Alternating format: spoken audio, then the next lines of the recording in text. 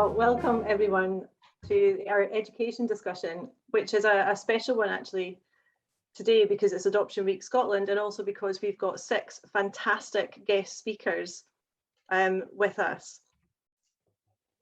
Each of the speakers that we have come with a huge wealth of knowledge and expertise in terms of trauma, and each coming at trauma, I suppose, with a different perspective too. And then because this is an education discussion, and the whole point of our monthly education discussions is that we are open and we share and we support the expertise and the life experiences that we all have, you also get a chance to bring your expertise to the table in the second part of this evening. And I was thinking actually it might be a really good idea to do a quick poll to find out what our group this evening is made up of in terms of our sort of balance of professionals and our balance of parents. It'd be really helpful for our speakers to know who's in our room this evening. I'm hoping the lovely Alison or Helena can run a poll, which will just pop up like magic, and then we can click who we are. There should be one that says education discussion who we are, I think. It's already on, it's live. It's live. Yeah, absolutely. The backrooms guys and ladies and people are doing a fabulous job already. We have got 25 of the folks already responded. Hopefully everyone can see that. Please feel free to add that in. We'll leave that open for a few more seconds before we close it. And just over half the people have actually filled that poll in just at the moment. That's so lovely. I can't see anything. Oh. Fantastic. I wonder, will I just carry on then? Yeah, just go for it. Well, I can kind of give you an idea of where we're at the moment. We've got almost approaching 2/3 of the people have responded. The vast majority, almost half, are adoptive parents. There are a quarter, a fifth, just over a fifth, who are prospective adopters. There are some foster carers in there as well, families of adopters or prospective adopters, and there are 4 adopted people on the call this evening as well. So a good mix, Paula, a good mix. Brilliant. So a lovely mix. I'm just going to end the poll though, everybody. Fantastic. So let me go around our speakers and introduce you to our speakers this evening, because I'm really very excited with the 6 people that we have, because I've heard everybody speak before. So we have Miranda Iodanabo, is an educational psychologist in Edinburgh with a remit for neurodevelopmental assessment pathways in the areas of FASD and intellectual disabilities. And Miranda's spent over 20 years working in education systems and is currently working on her PhD on the value and impact of the FASD diagnosis, and has worked really closely with the FASD Hub and supporting our Hub families. So welcome, Miranda. Many of you actually will already know Kevin, particularly if you were on our webinar last night. You will have had a chance to meet Kevin, who's one of our parent partners. Kevin's worked for Adoption UK since 2019, and he is an adoptive parent who's also worked in education in a variety of roles. So that crossover between working on one side of education and also being an adoptive parent is particularly valuable. Jerry Diamond, welcome Jerry. Jerry is a nurture teacher at Clydebank High, and his work centres around the triggers that young people experience and how the knowledge of the brain and the body states can impact behaviour through teaching self-regulation and managing stressed behaviour. And he also facilitates a resilience cognitive behaviour therapy programme and teaches mindfulness. And if you are a frequent visitor to the ACEs and Trauma Scotland Forum like I am, then his name will be very familiar to you, and I'm sure you will have used some of his posts. Carol Hunter, welcome Carol, is the community engagement lead for our, now I'm going to say E-project, but I might actually have that name wrong, somebody can correct me, E-project. Because there's a little hash that goes before the E, so the hash has thrown me, the E-project, engaging with children and young people as part of our commitment to the promise. And she's worked with the FASD Hub as an adult with FASD and as an adoptee. And she also works within the college sector as a full-time guidance teacher, and she's completed her Masters in Crime and Justice, and she has 3 small children. I don't know how you do it all, Carol. And Jennifer Newson is a head teacher in Fife and has been a head teacher for over 12 years and has worked in education since 1989. A significant amount of Jane's work has focused on supporting children who might be experiencing adverse childhood experiences or who've experienced these in the past. But she also spends a lot of time supporting families, so the whole community is very important. And again, if you're involved in the Scottish ACEs Forum, you've quite possibly heard Jen speak before, and you will be looking forward to this as much as I am. Sharon McGhee is a quality improvement officer in Edinburgh, who's doing 2 jobs for the price of 1 at the moment. And again, I think you must be squishing all the hours like Hermione in Harry Potter with that time turner to be able to fit everything into your job. And she works alongside children and families and staff to ensure positive outcomes for care experienced children and young people. And Sharon's an associate assessor with Education Scotland and is also a member of the Promise Oversight Board. And I know Sharon won't mind me saying that she also has lived experience of care, because that will be quite important, I think, for tonight too. Each of our speakers was asked to look at the topic of trauma-informed educators, which is a huge, huge theme from their particular perspective, and to pick out a few key messages for us. So I won't take up any more of your time, and I will ask Miranda if you are okay to kick us off with our first lot of presentations. But you will need to unmute though, Miranda.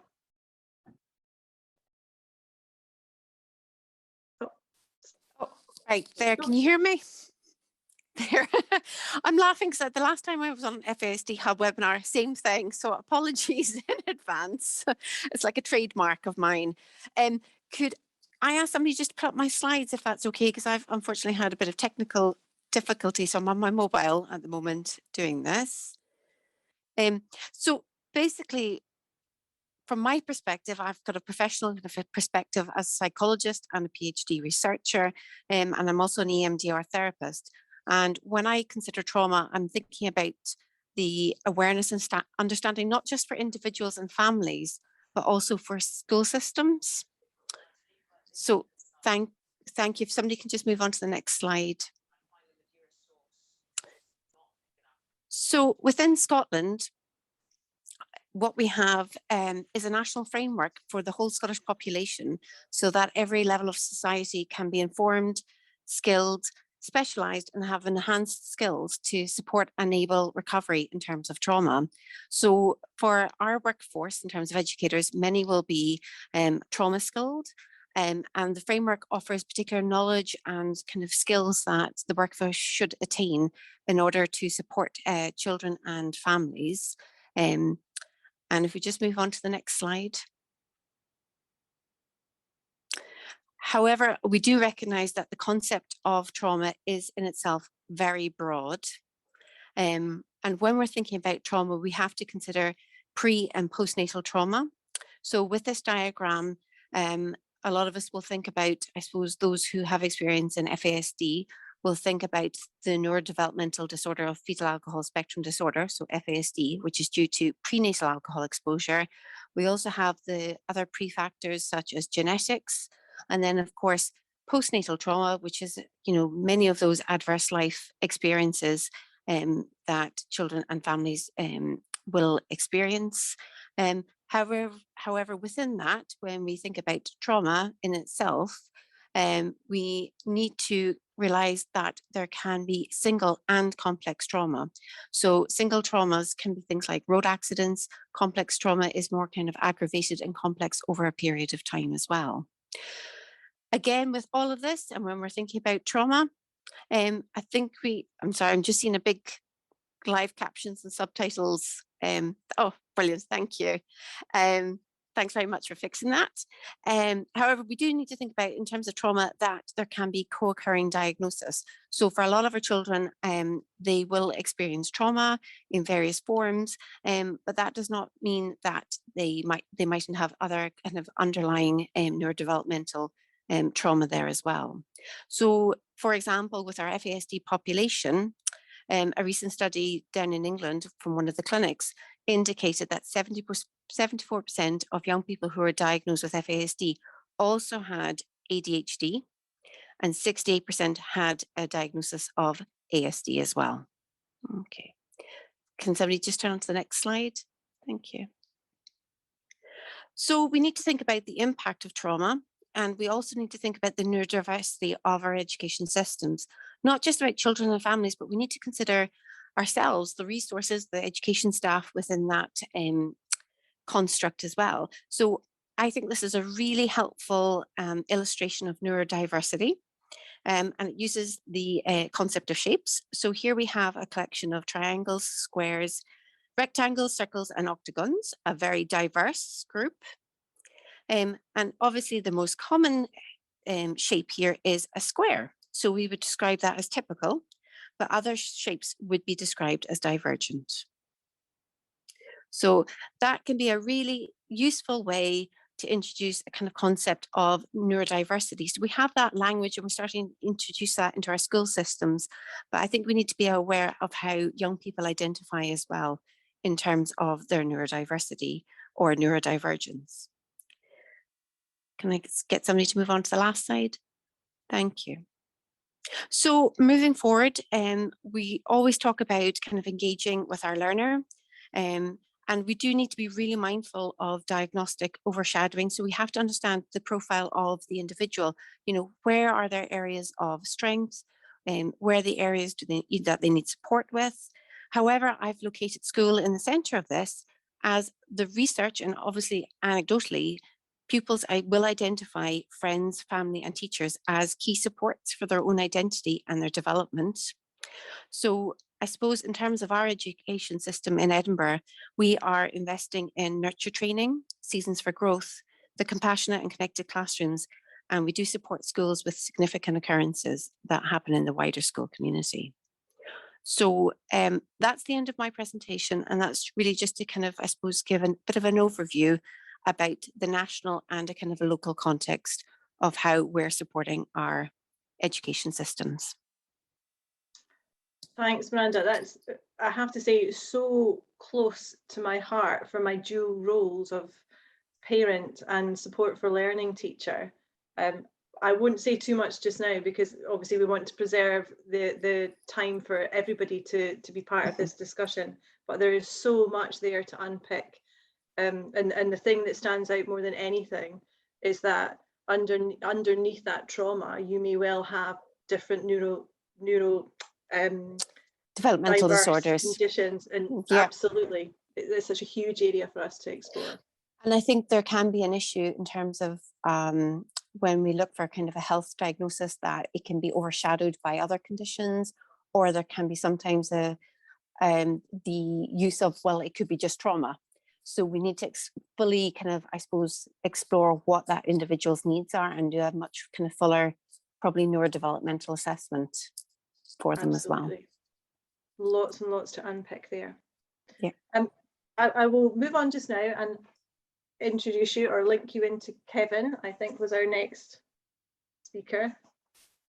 Are you ready, Kevin? Brilliant, thank you.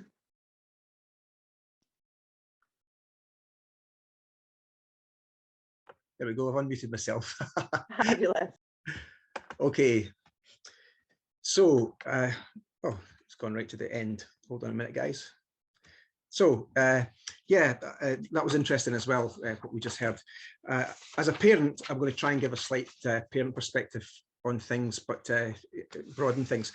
For me, it's recognizing that we all have different values and beliefs that affect how we see the world. And what we believe, and once we see the world in a certain way over a long enough period, it becomes our default kind of mode network. And seeing things differently can be hard. However, in the words of Dr. Stuart Shanker, If you see a child differently, you see a different child. So just in the top right there, what do you see? What animal do you see? It's both a rabbit and also a bird. Some of you have seen it before, but the bottom line is you can't see both at the same time. So one way to change our default mode network, which includes our values and beliefs, is to adopt a child. It certainly opened my eyes and made me aware of how unprepared much of our systems and institutions are for the challenges of inclusion and diversity. Values are complex, entangled and enmeshed into our families, communities and cultures. Organizations have values too, and to highlight some of the challenges, I've highlighted basically the possible areas of divergence between adopted families. Is this on full slideshow, by the way? No, there it's there. Yeah, so these are some of the areas these are different values, and in yellow I've highlighted some that I think are important within schools, and in the kind of lilac color it would be the values that I think are possibly important with families and adoptive parents. Now some cross, but it does show that actually we have really quite different divergent values in terms of what's important for our children. So these values might be in conflict between families in school, but I'm also aware that some staff that work in schools may have values in conflict with the schools that they work in. So it's really complex and it's not easy. It's not very scientific, my effort, but it's just to highlight how difficult it is. Quickly. So children who are placed for adoption are most likely to have experienced adversity in the things that happen to them that shouldn't have, but also missed out on experiencing things that should have happened to them. So the assumptions that are made in schools can often compound difficulties for our children. Children who are, hold on, I understand that it would be wonderful if all children in schools presented as in here on the green socially engaged pathway, and why much of school culture is shaped around trying to enable children to be on and stay on this pathway. It makes it very easy in schools if children are like that. But sadly, adopted children are by and large simply not able to be on this pathway all the time. They didn't get enough of the good stuff that makes it easy for the kids that did. And the precursor to children accessing, for instance, their healthy coping skills is nurturing their social and emotional processes. However, hold on. I'm a bit hands and feet here, guys. Underneath, most of the difficulties we witness in adopted children can be better understood within a wider context or wider awareness of stress. Care experienced young people, including adopted children, will have a default mode network that starts from a place to the right of this curve. But I also recognise in our current situation that that's also where many of our education staff are too, and find themselves on this side of the stress curve. So that can make it difficult for us to access things like our coping skills and things like behaviour that's helpful. So what's the answer? Okay. For me, I think we need a paradigm shift, and I'm gratefully aware that this process is underway in a growing number of schools across Scotland, and that's witnessed with Jen being here and Jerry. There's some fantastic work that I'm aware of, but there's still a way to go. But by digging deeper into the roots of behaviours of our children and of our colleagues and of ourselves, and recognising the default mode networks that are programmed into us, many unwelcome behaviours can start to make sense. Our nervous systems are constantly trying to stay in homeostasis, but the environment throws millions of bits of information at us all the time. If we got lots of early good stuff without the bad stuff, we most likely will have a resilient nervous system that can manage the deluge of sensory information that we find in schools. And if not, we react to the pressures and feelings underneath with the unwelcome behaviours that we see in the middle of the screen there. Knowing the child more deeply helps us to see behaviours as information. So for parents, it's important to share as much relevant information as possible. And for teachers and education staff, it's important to see parents as a valuable resource and find helpful ways to include them in the team that ultimately our children need if they're to thrive. We're all on the same side with similar intentions, but divergent values and beliefs, which when respected can be a real positive for our kids. So often our children experience school as scary or terrifying even, when what we really want is this healing and therapeutic environment with all these components kindly shown by Niddry Mill Primary School.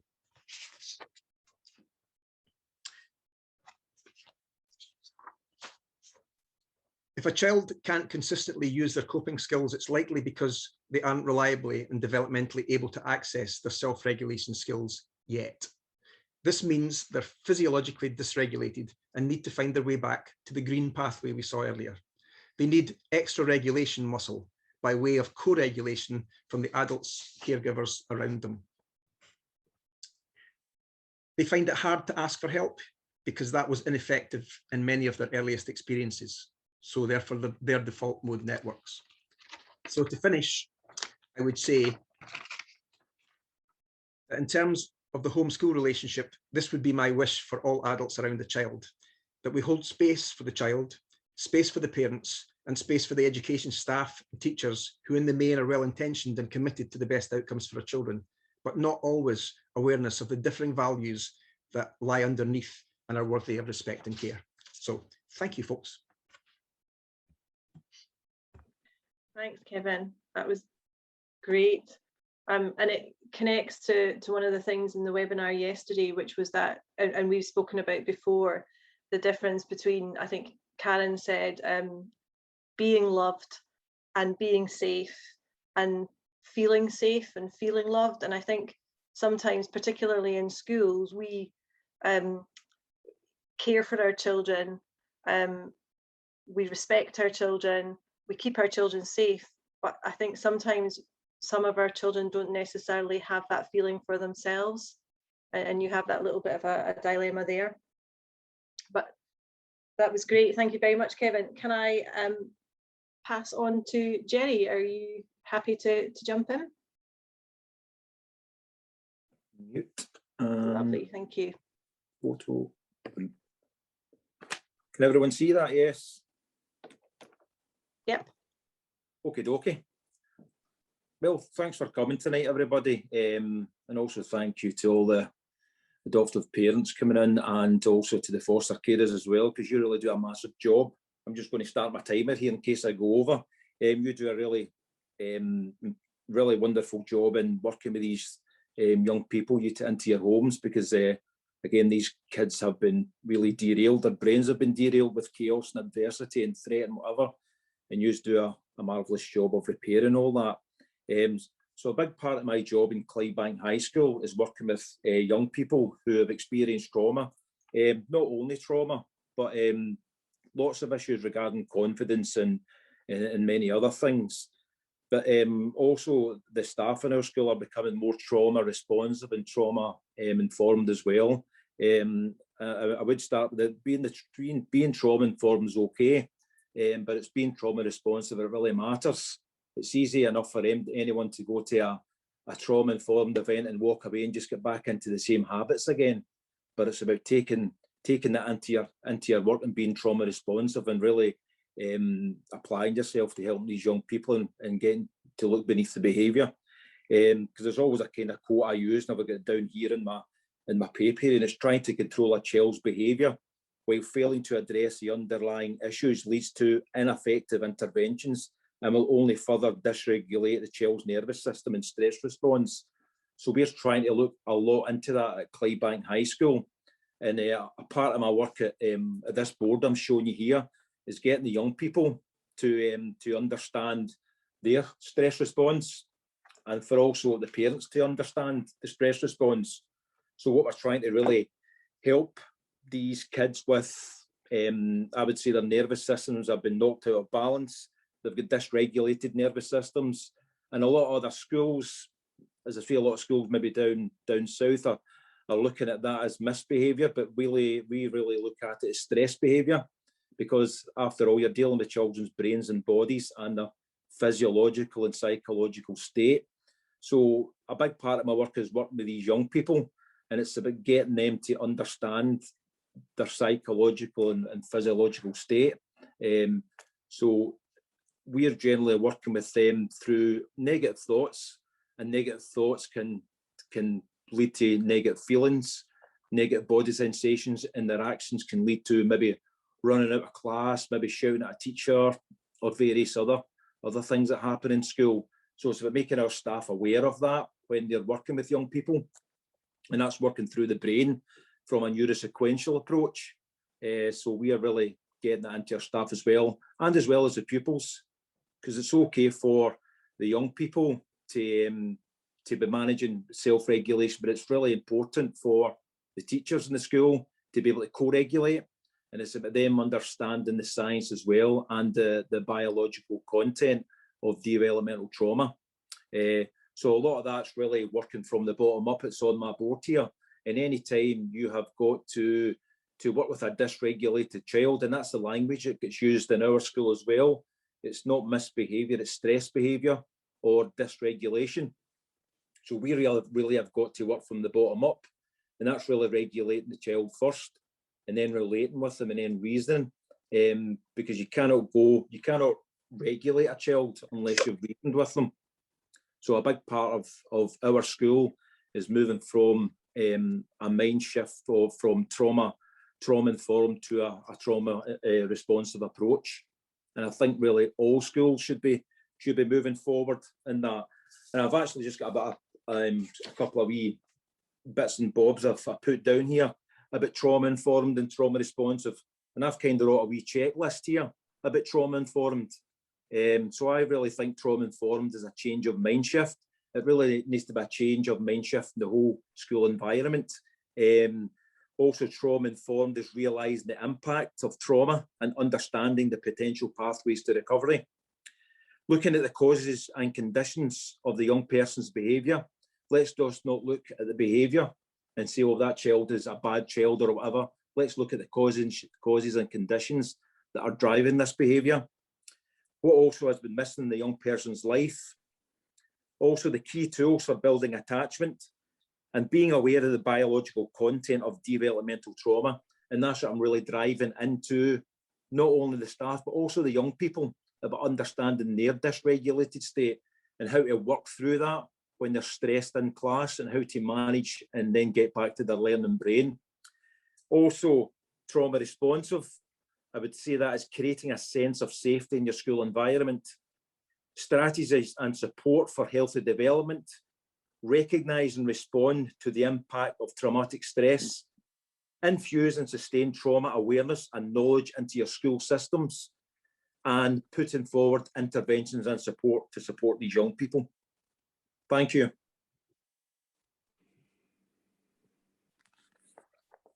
Brilliant, thanks, Jerry. I've seen your board here before, and I think it's so important. All those things that you said are so important.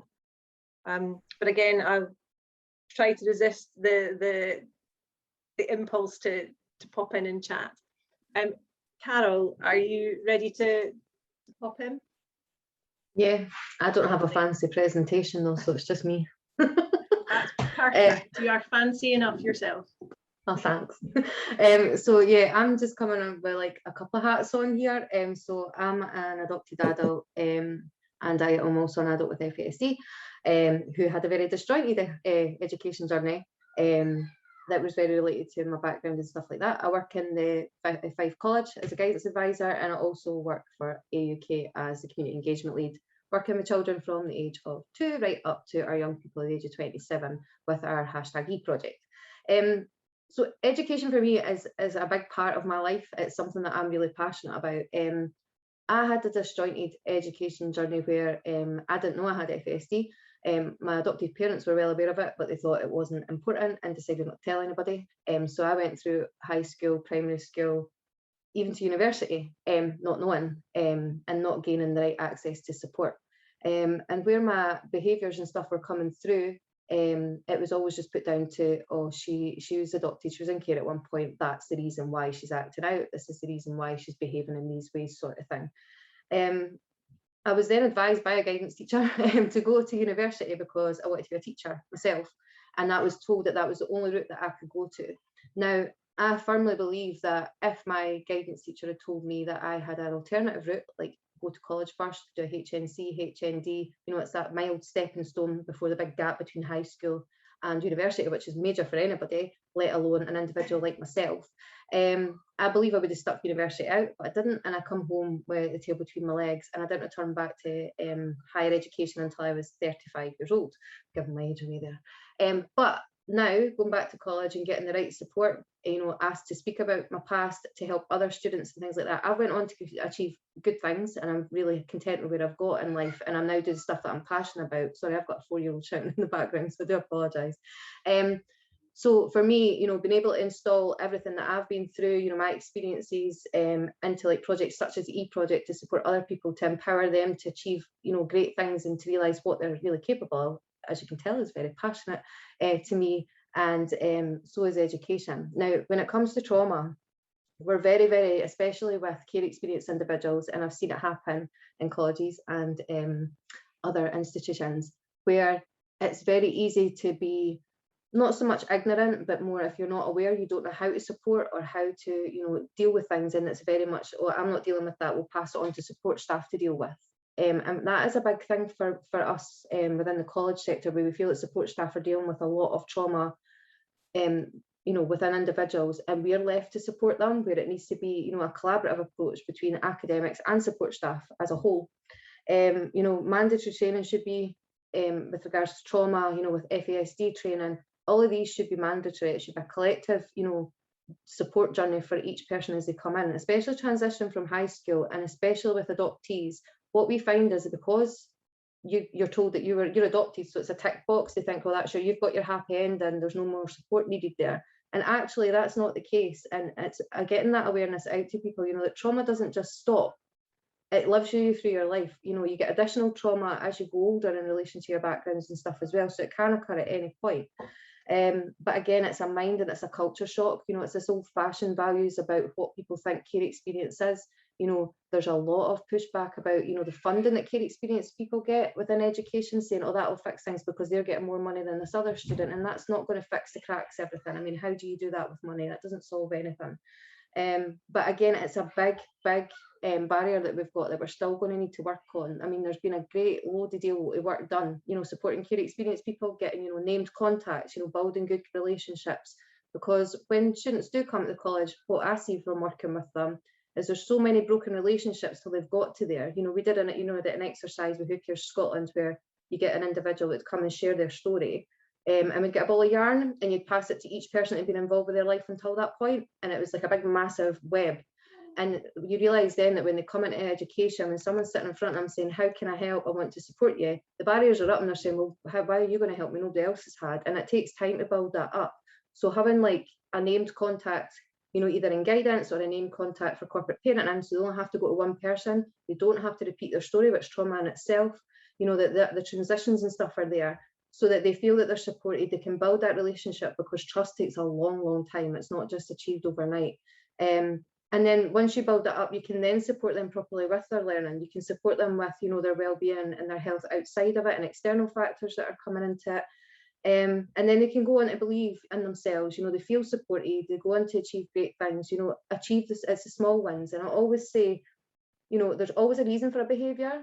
Again, it's been mentioned before earlier, and I love all the quotes and stuff that's getting used. One of mine is that, if a flower doesn't bloom, you don't change the flower, you change the environment that's around that flower in order for it to grow and flourish. And it's the exact same for a child and a young person. Education is very hard if you don't fit inside the box, but that's a flaw with education sometimes on a lot of things, but especially for care experienced people. They try so hard to fit in.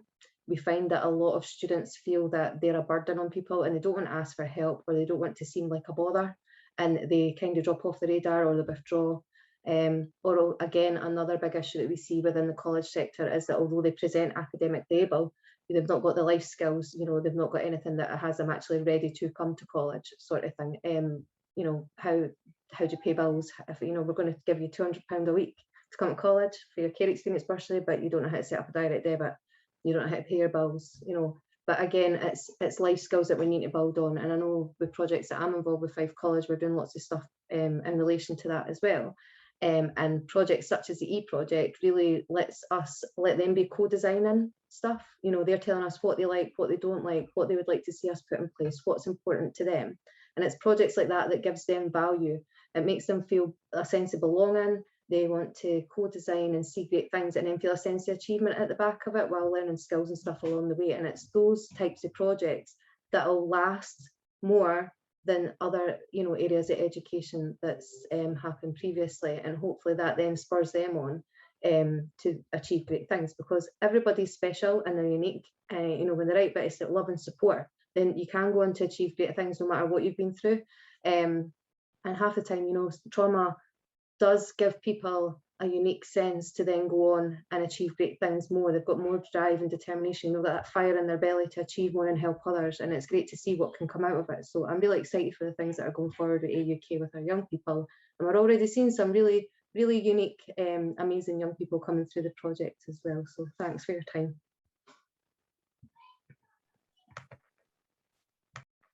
Thanks, Carol. That's great. Again, small steps and the importance of relationships is going to be so important, I think, for a lot of our kids. Let's move on. Jen, are you happy to pick up and step in? Yeah, that was, I'm just fascinated listening to other people. This is, you know, especially Carol's story there, that was brilliant. I'm going to try and share my screen here.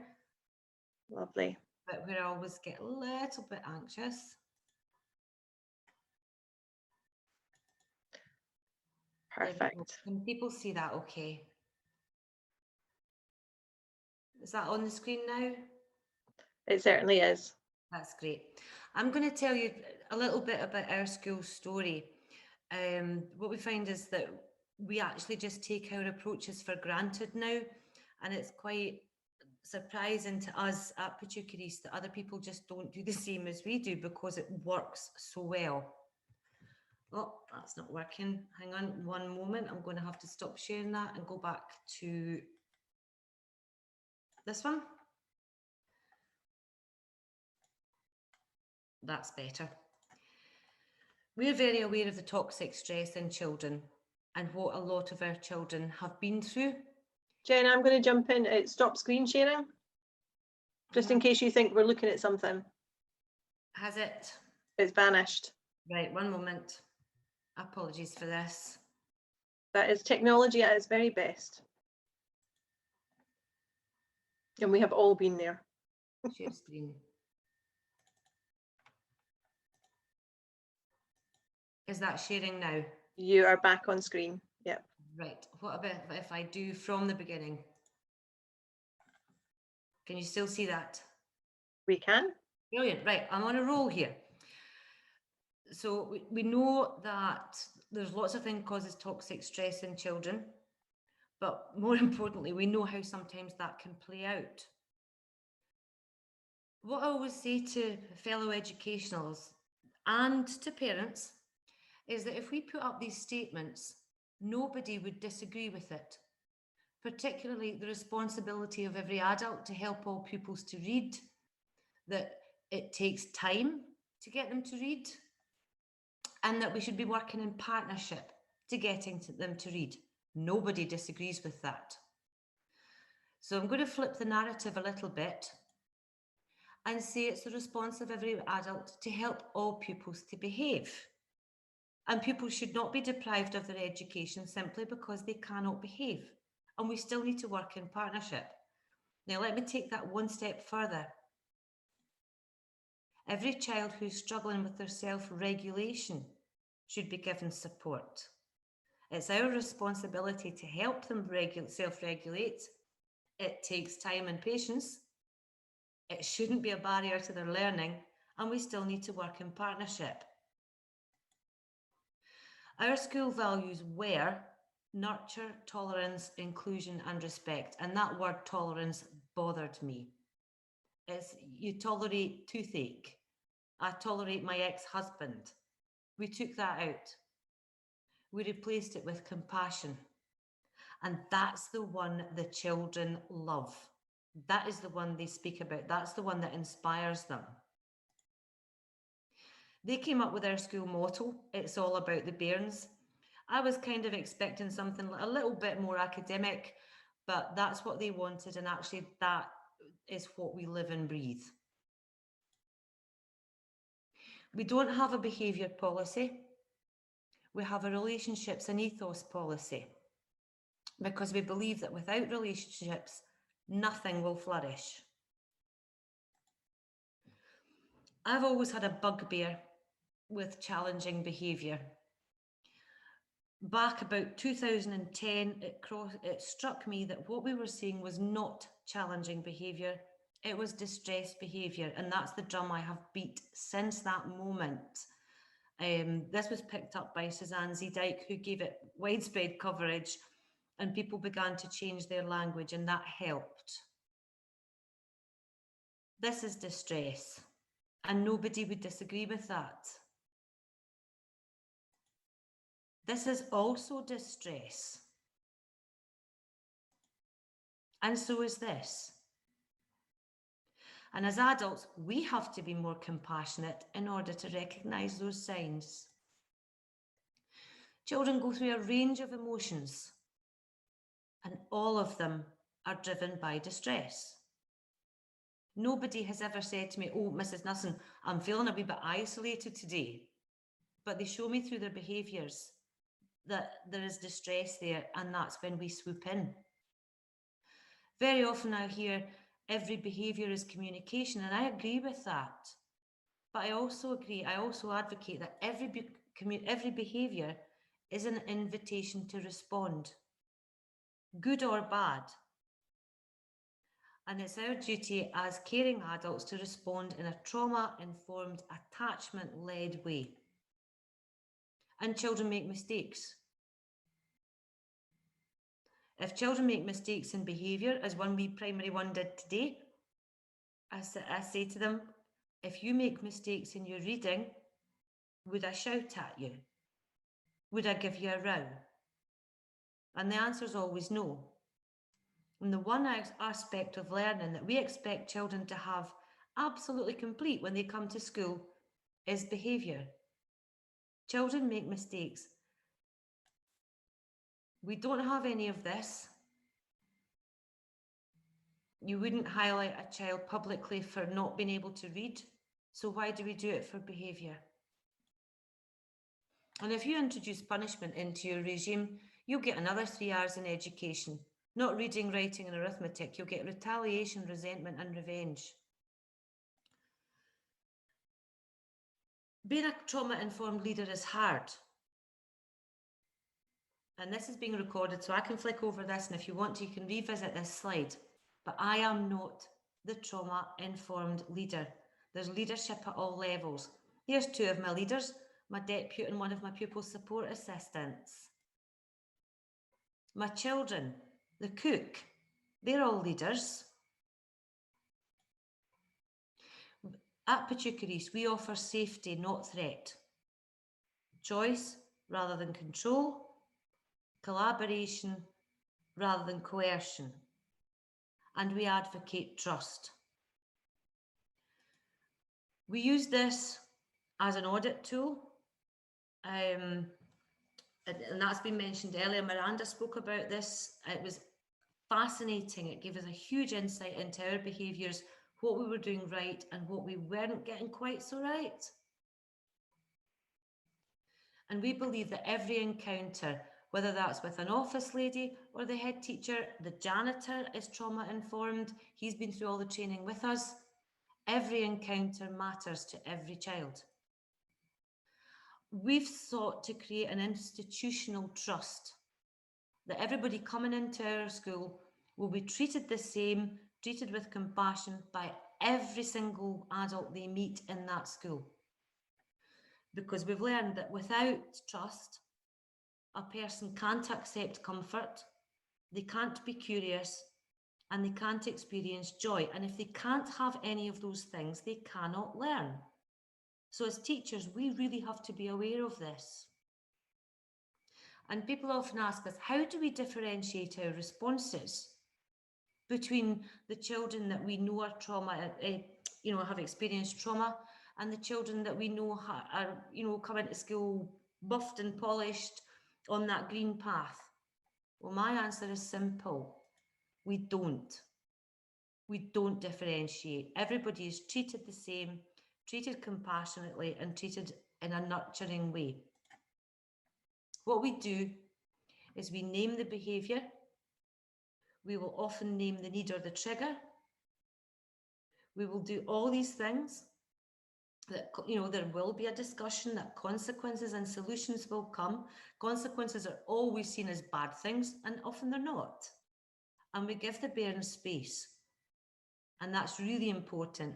A child who's in a state of high anxiety cannot talk about their emotions. And this is my mantra. One day, I'll just be a memory for some people.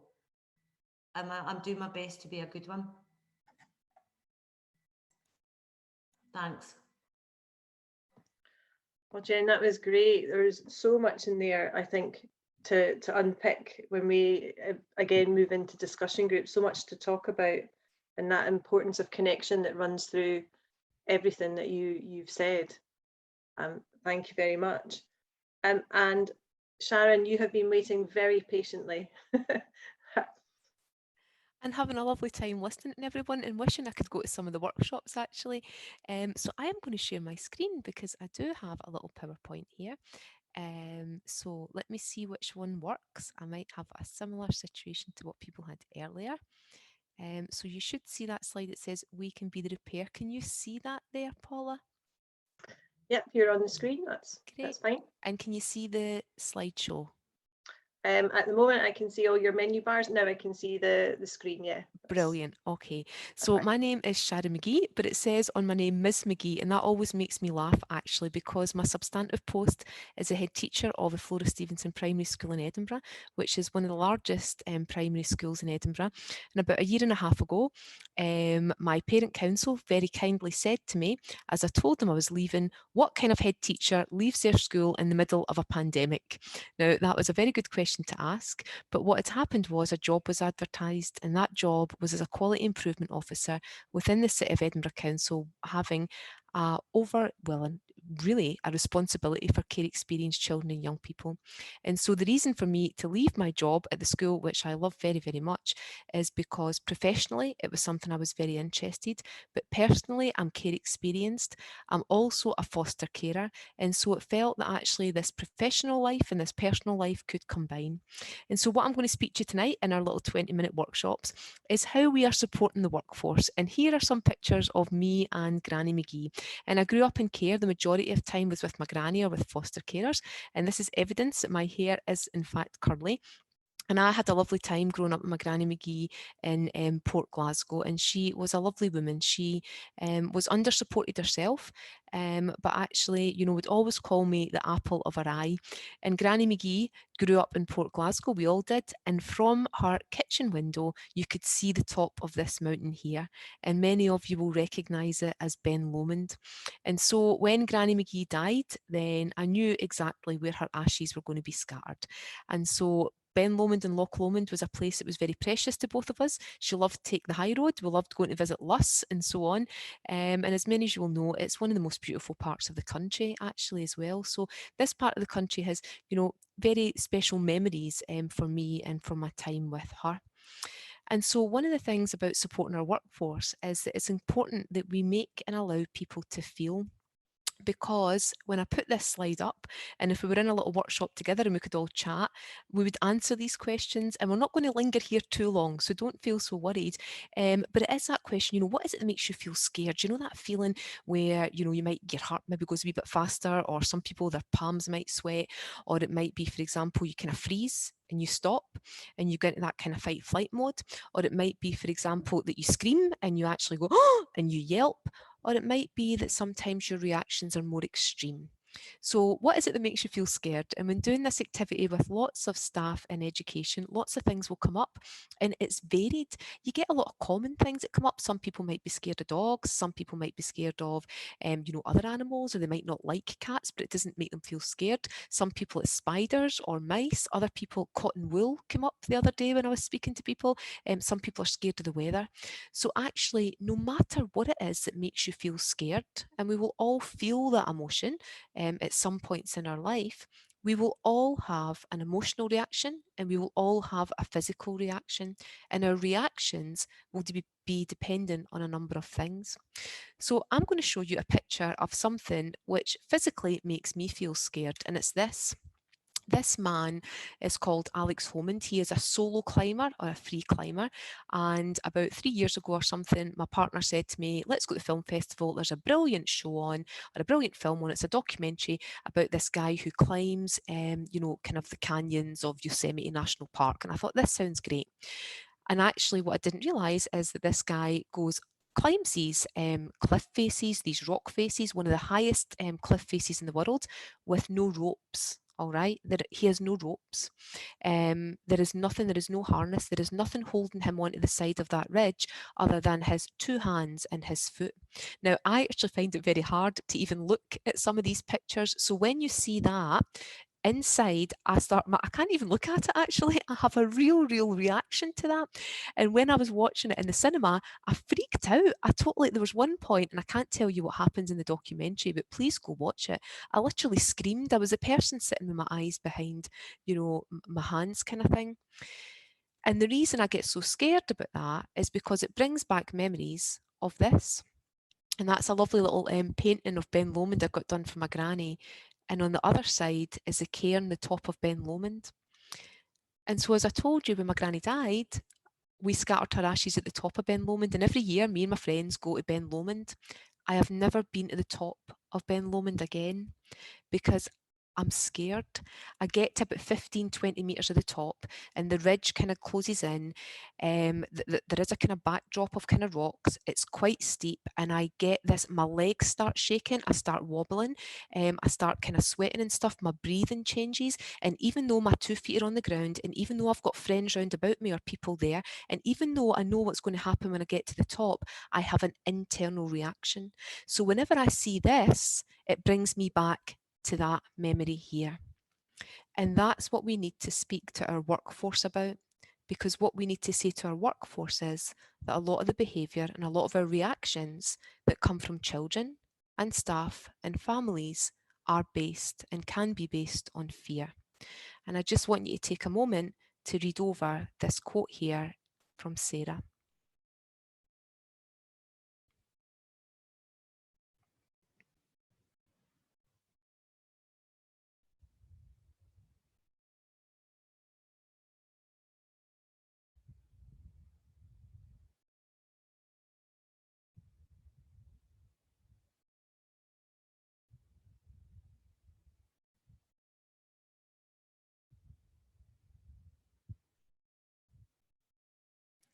Now, for a lot of us, especially staff in schools, that can be really difficult because we don't want to think that actually we could be the cause or the source of some of the distress and fear that the children in our care might feel.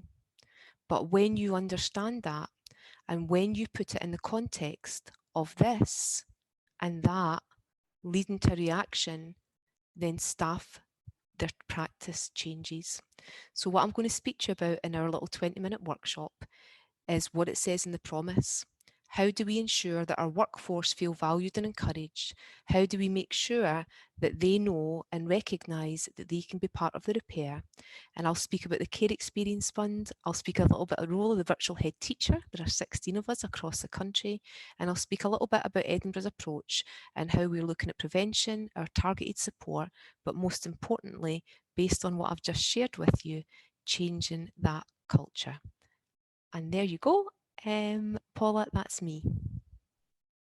Oh, that's brilliant. Thank you so much. There's loads of things in those 6 chats, lots of things to give us food for thought. And it's such an absolute pleasure to listen to everybody talking. And I just, trauma is so complex and so many things to think about. For the next part of this evening, we're going to shuffle into smaller breakout rooms where you'll get a chance to look perhaps a little bit more at one particular area. And I think the lovely Alison behind the scenes is going to open some breakout rooms for us, and I have no idea how long it will take for us to shuffle into them. You might need a wee comfort break, perhaps, Alison. What do you think? Yeah, that's fine. Everybody's assigned. 1 or 2 of you have had to guess. So I'm sorry if you're not going to the room that you wanted to go to. It's because I wasn't 100% sure who you were, but I think we've got most people where they wanted to go. So how long are the breakout rooms going to be for, Alison? 20 minutes. Okay. And then there'll be a break after the first one while I shuffle everybody into the second one. Yeah. So should I dispatch people now? I think so, and then everybody gets a wee chance to chat, because people have done a lot of listening to really great stuff, but it's always good to chat too. Okay, off you go. Just accept the invite when it comes your way. Fabulous. Nearly press the delete button then. Oh, the hilarity that would I've be. deleted something by accident, and then not being able to get it back.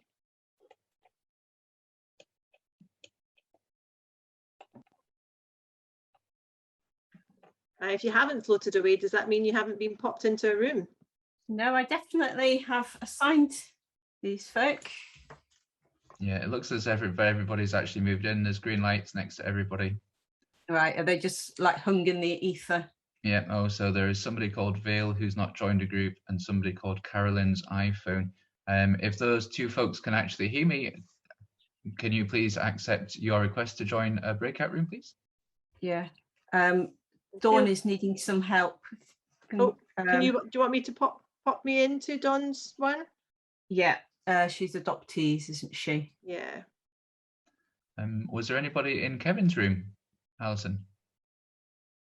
Yes, yeah, not a huge number, but sorry, I'm just trying to pull that. Right, so send you to Dawn. There we go.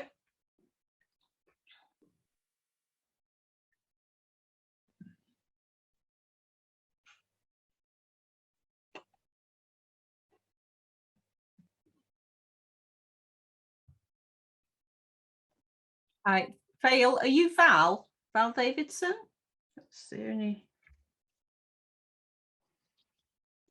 Can you assign Vale and Carolyn manually rather than automatically? No, I have assigned them. I have sent them to groups manually, so Okay. they've just not accepted the invite. Yeah, so Vale has actually just dropped out. All right, she left the meeting. Sorry, Carolyn's iPhone rather has dropped out. All right, okay. Okay. The person known as Vale, if you want to pop, we message it in chat if there's any issue about joining the group, or if you're not wanting to go into the FASD group, we can reassign you to a different room if you would prefer. If you're able to find something in the chat to us, that would be fab.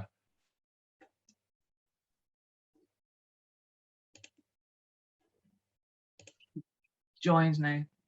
Oh, good, good. Excellent. Oh my goodness.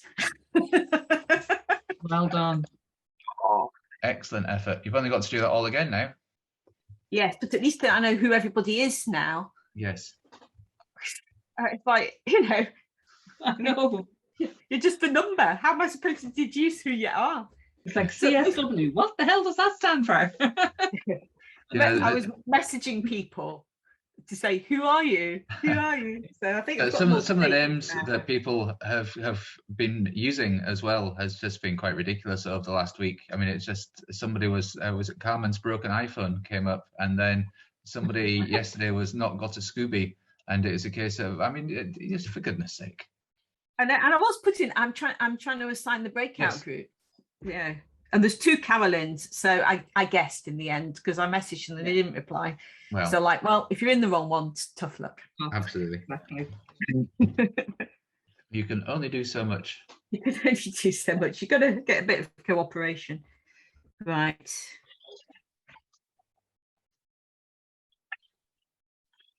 It's good to see people like Christine Hadfield. Yes. Jenny Rutter's here. Oh, is she? Oh my goodness. Yeah. That's good. I mean, for the half year I was listening, it sounded really good. I'm so glad that you're recording it. It was fab, actually. I particularly enjoyed Jen's chats. Actually, that was very good, very good. They're all really good. They're all really good, but really Jen good. spoke to me probably more than the others. But that's why you have so many different people speakers. Yeah, exactly. I really like the visuals that Sharon used, because it so quickly gave you the feeling, you know. And at some point, I just wanted someone to chip in and say, "Did you see what she did there? That was really good. The way that she did the link." How is Dawn doing, Paula? Alison, would you be able to take there's only 2 people in Dawn's group. There's Dawn and there's Rosie. So would you be able to, and Rosie's daughter's bashed her nose, so she's dealing with a bashed nose. Oh dear. Would you be able to pop both of them out and put them into another group and get them to join another group? Yes. Well, I'll.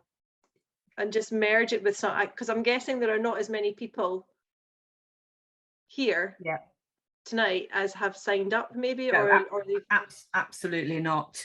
Yeah. So did they say where they wanted to go, or shall I just send them? You could kind of decide. So, you know, adoptee, maybe FASD or families. Yeah, I'll send them to families because there's not many in that one. Perfect. What's about Dawn? I'd pop them both into the same one. Right, okay. Yeah. I think that works for Dawn. The only other one that you could probably put Dawn into would be the Promise, with the work that Carol's doing, but I think families is quite good. Yeah. Okay. Because there's 54 on the overall on the call, including us. Is there? And there was 89. One person dropped with that person that dropped out. Yeah. So it's about average. We're about 65%. So which is about 2/3, which is quite normal. It's typical of this week so far, Paula. So it's good. Okay. It's good. So it's annoying though. I know. Well, that's the thing I think with the pre-assigning the groups, isn't it? Yeah. That you can never really tell. No, I mean that's in a way. Well, it's like you can't pre-assign people when you don't know. Well, I mean you have done, and actually they are pretty the same sort of size proportionally as you assign them, Paula, but just fewer people. Okay. Yeah. It looks very balanced actually. So fantastic job. Well done, everybody. Yeah. And is it going okay, do you think? Is it? Absolutely. I think it's going great. Yeah. I think the speakers have been fab from what I could hear. Yes. Yeah. A good mix, but the same message. But the same message. Yes, nobody stuck out. Yes. I think the reason that we didn't get everybody ticking the poll was that there was a few people who were teachers who wanted to indicate that they were teachers and never had that option to do so. Didn't know where else to indicate. Oh, I thought there was a class teacher option. Well, I thought there was as well, to be perfectly honest with you. But so you know what teachers are like, though, Paula. Teachers, they never read the question. Did you ran the Who Are You poll? Yeah. Yeah, there's one further down that's an education discussion one. Ah, okay. I didn't realize there was more than one. Education discussion. Who Are You has more of a mix. That's what that was. But that's my fault because I didn't specify, did I? So that's no, it's okay. It's fine. We probably need to clean those out though to avoid confusion in the future. Yeah, I don't know why I couldn't see it, because I'm sure when I've done this before, I had the same issue with Kevin. Kevin opened a poll and I couldn't see the poll then either. Because you're down as co-host, aren't you? So you should. Yeah. You should be usually able to... if you open it, you can't see it. Yeah. Now I can't do anything with the breakout groups while they're in the breakout groups, can I? What did you want to do? Set up the next lot. No. I need to wait for them to come out. So we might need a 10-minute comfort break. That's fine. Although it's easier now because I know, at least I know who's here and who they are, apart from the mysterious Carolyn iPhone. Are you Carolyn Ainster or Carolyn Britton? And there's no way that you can actually check their emails as well, just from their logins. No, well, I've gone through the master list to try and guess, and there's somebody called John Armstrong who I haven't, with all my detective skills. John Armstrong is one of my colleagues from Sheen's, and he wasn't on the list, and he told me he was coming, and I was like, are you? Because I'm thinking I've been through the event list and I've not seen your name on it. Well, your other colleague then, Lucy, also not on the list. How did they get? Well, we just let people in. So where did they get the link from? I don't know. Or I've not sent it. Did the secretary book them on or something? I don't know. I sent I sent an Eventbrite link to everybody saying, please, to advertise it, go to Adoption Week, come in. Surely I haven't sent a Zoom link. So you shouldn't know. I mean, if the Eventbrite was only sending the Zoom link out to those that got a confirmation message and the reminders, but you actually needed to register for that to happen. Yeah. So There isn't somebody called James Browning in school who sorry? booked them. James Browning. Just because there's 2 bookings under the name James Browning, I thought, oh, maybe they've booked 2 tickets. So you need to interrogate them, Paula. I will do, unless it's Carolyn, because Carolyn Anstruther is the deputy head at Sheen's. And she'd signed up, so I knew she was coming. So unless she sent the Zoom link to Lucy, you're allowed to. Yeah, that's a bit naughty. You're allowed. Yeah, I think that's possible. That's the most likely explanation. You're able to book more than 1 ticket. I think up to a maximum, was it? So, but even so, your name would still have been featured as a registrant. Yeah. So. Very odd. Ah, well. Anyway. Makes you wonder whether I maybe should have kept the sales going a little bit longer beyond the 90. But it's always a bit of a gamble. Yeah. No need. You can know what you can do. Yeah. I think it's nice numbers in the groups because everyone's going to have a chance to contribute and chat if they feel that they want to. Yeah. And I mean, that's why you overbook, isn't it? Because you know that half of them will not turn up. Yeah. So 8 minutes left on the breakout rooms. Okay. I think I'm really interested in Jen's presentation as a head teacher. What's Miranda's role in school, Paula? Is she part of Sheen's or? Miranda's a parent. Okay. And I came out the door today and I'm walking through the playground thinking, damn, I meant to ask, because I asked Carolyn, how do you say her second name? And she wasn't sure. And she told me to go and see her son. And I didn't get round to it. And I went, well, I'm going to have to ask her tonight. And there she was. How do you say it? And I still made a mess of it. What did she say? Eodonable. Yes. Eodonable. It's unusual. Yeah. Uncommon. That's probably a kinder way of saying it, isn't it? Yeah. Yeah. But she's also she's just started working with Carolyn, who's taken over the nursery. We now have a nursery affiliated with school. So Miranda's the ed psych for St Leonard's Nursery. Oh, wow, okay. Yeah. Gosh. And Kevin, his nephew went to Sheen's, so I feel that Sheen's have got a kind of a hand in 3 of the panel members. Yeah. Taking over the world. Well, a long time ago, I went to Flora Stevenson and I did a 1-hour whistle-stop tour. I did Let's Learn Together in an hour. Wow. How the hell did you do that in an hour? That's the one down in Stockbridge, isn't it? Very quickly. Yeah. Just on the roundabout. Yeah. I used to argue with parents who used to come into the Royal Mail delivery office when I worked there many moons ago, who used to park the car there and then go and pick up their children. Yeah.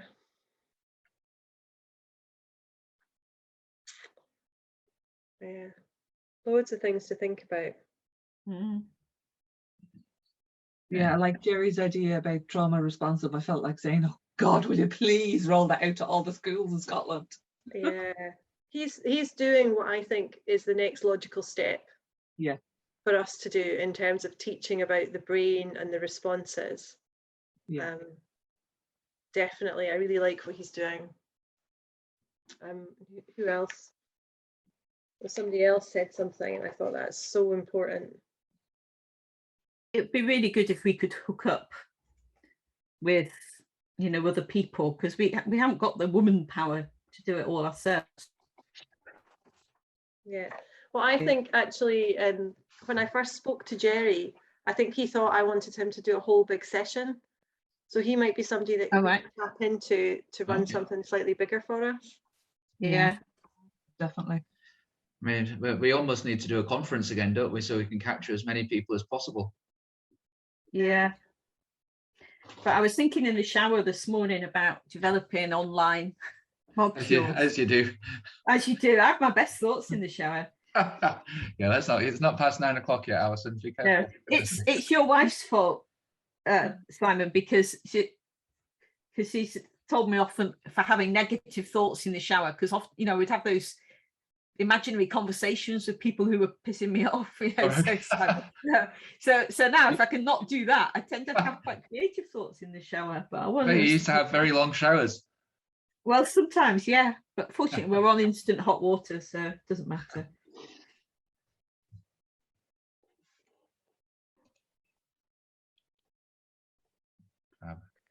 Enjoyed the webinar last night too. She's very good, isn't she? Yeah, she's amazing. I was raging I had to leave early. It's a shame we can't record these things, but I know. But she was very clear. Who was that? And that was Karen Treisman. Oh, right, yeah.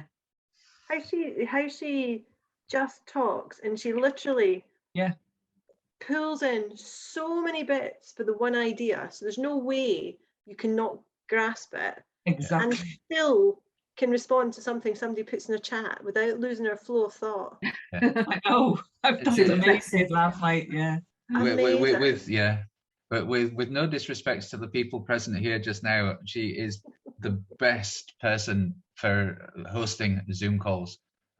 Just the fact that she keeps going, she can change chat. She knows her stuff inside and out. She keeps an eye on the chat. She looks at the Q&A.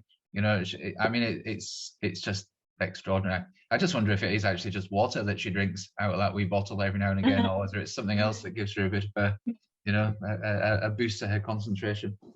And she just comes across as somebody so normal and ordinary. You could go and have a coffee with, down to earth, and a blether, and yet she's done all these extraordinary things. Amazing. Yeah, she travels extensively to Africa as well. Well, she could, or she did. Does she? Yeah. And I like that wee bit of rebellion there as well, because she has her tongue pierced as well. And I think that's just kind of, that's just fantastic. Yeah, I didn't notice that. Yeah, it was a case of, go girl, that's fantastic. But no, it's very good. She's very good. She's very good. She really is. She's incredibly knowledgeable. Yeah. And the way she just picks like quotes from, the other experts in the field as well. She just drops them in here, there, and everywhere. It's just incredible. I mean, I follow her on Twitter, and every single day is just rammed with work that she does. I mean, it's extraordinary. Does she have kids herself? No, I believe she lives on her own. She maybe has a cat or a dog. I'm not really can't quite remember which is which. But this time last year when she was doing it, she was just about to move into her own house from living. She used to live in King's Cross down in London, so I think she's moved out with the big smoke. So that looked lovely. Yeah, it did. Yeah, it wasn't a backdrop, was it? That was real. Yeah. So. But then I noticed that Amy McCrory's backdrop was real today as well, and that kind of looked quite nice as well. But I very much took your sympathised and empathised with your comment. He was a bit dry. Oh, it's just the fact that his voice stays the same. There was no up and down flow with his speech at all. It was just the drone. Yeah, it was actually really nice. That the perspective that he gave was very much more research and scientific, and Karen's was very much more practical about how you actually take that and do that. It was a nice match actually to have them together in different days, but together it was quite good. It was very good. Yeah, as you say, he backs up the science of it all, where she talks about all the practicalities. Alison, you so need a purple hoodie. You so need a purple hoodie. I've got one. the new It's one. hung on the back of the door, but it would clash with my frock, so I've still got my black one. So do I. I wear the two of them all the time. I know. The black one's thicker, actually. Yeah. So to the last 30 seconds, and then I think there'll be a countdown. I can solve the problem of how John got in. Sharon sent him the link. Sharon McGhee, and if Lucy came, it'll be from Sharon too. Such is the demand. It's kind of cheating. Yeah, I think we should find them. Yes. So when people start coming in, they'll be given a 5 or 10 minute break, and then asked to come back. We can give them a 10-minute break. Give them a 10-minute. Give them 2 minutes, and then be back. So evil. Is everyone starting to come back now? I think we're going for a 5-minute break. Is that right, Alison? While we sort everything out for the next room. 10 minutes, I think. I think I was pleading for 10 minutes. Have a coffee. Let people go to the loo and get a drink. I know that Sharon has to leave early this evening for her breakout room. That's okay. Like maybe those people could maybe be assigned. Sorry, team, I'm on football duty. Pick up tonight. And for reasons that you will understand, then making it the same consistent person is important for the routine of the person who is staying with me just now. But you know, the people could probably. Is it possible for them to go to another breakout room? Would that work? Yes, I can dispatch them elsewhere. In the nicest possible way. Everybody gave 2 or 3 different choices, Sharon, for the rooms that they would like to go to. So that's good, because then I was starting to think, oh no, I've let people down and all that kind of stuff as well. So you don't need guilt. Calling you. No guilt in this room. Third choice. Okay. Thank you so much. Well, if you're in the room and you want to share and chat while we're getting ready for the next breakout room, feel free, or ask some questions. So that's 8 minutes to 9. Shall we come back just about 9 o'clock, maybe just a minute or so after 9 o'clock for the second round of breakout rooms? If you're not wanting to have a chat, folks, then please don't close the link. Just take yourselves off camera, take yourselves onto mute, and just go and walk the dog or make a cup of tea or do whatever it is that you need to do. Digest the first breakout room, which I hope you all found to be extremely interesting and informative. And we'll see you all back at 1 minute past 9. Alison, set your timer. Yes, please. Yeah. Well, tea, please. Yeah. Thank you very much, Sharon. Yeah. Yes, please don't leave the meeting, otherwise I can't assign you. Yes. I hope it's a good football result, Sharon. Yes. Yeah, well, you know what, some of them are, some of them aren't, and yes, is it about the process of the result? It kind of is. But I'll blether tea for a wee minute because I don't need to go till 9 anyway. But how's the week gone and things? Is it you? It's been fab, actually. Yeah, it's been fab. I mean, I'm slightly biased, but it has. The number of folk that have signed up are really high. The number of people that have come along are higher than it was last year. It just seems to have struck a chord with, you know, it was a good mix. It's a good mix. And I've been following Twitter, and there's a lot of kind of good comments and stuff as well. And do you know what I mean? Like what's been kind of going on and things. So that's great, isn't it? Good. Well, I think so. I think so. So we've got the legal event, the free legal question and answer tomorrow. And then a couple of events through in Glasgow, face-to-face events, which is quite nice because last year we couldn't do any family events. And you know, with the best will in the world, Magic Gareth was a great substitute, but he wasn't quite the same as families getting together and having a chat and the kids getting together and having a wee play. So no, it's just been lovely. It's just been lovely. Okay. Yes, there's a wee question just popped up from CSW, which sounds like it's some sort of a rap handle or some sort of hip hop band. But yes, they do happen every year. This event is part of Adoption Week in Scotland, and it is generally the same week every year. It's kind of the second, third week in November.